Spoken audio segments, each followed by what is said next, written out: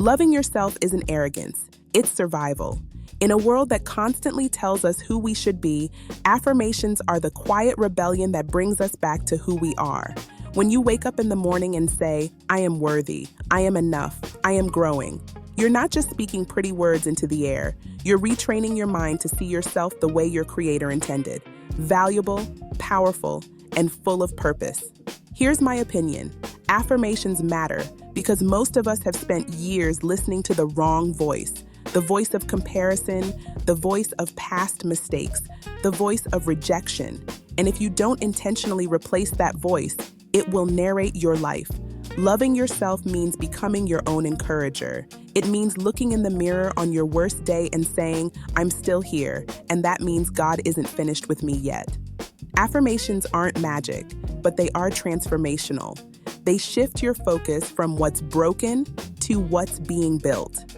Instead of saying, I'll be happy when, you start declaring, I choose joy now. That's powerful. That's freedom. That's healing. And let's be real. Self-love isn't always bubble baths and positive vibes. Sometimes it's setting boundaries. Sometimes it's forgiving yourself. Sometimes it's walking away from people and places that don't honor your growth. Real self-love says, I respect my peace more than I fear being alone. A happier you doesn't come from a perfect life, it comes from a renewed mind. When you affirm yourself daily, you begin to believe that your life has meaning, your voice has value, and your presence in this world is not an accident. So speak life over yourself. When you feel weak, say, I am strong. When you feel lost, say, I am guided.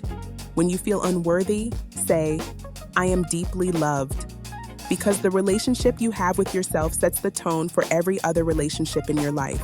And the moment you start loving yourself intentionally, you don't just become happier, you become unstoppable.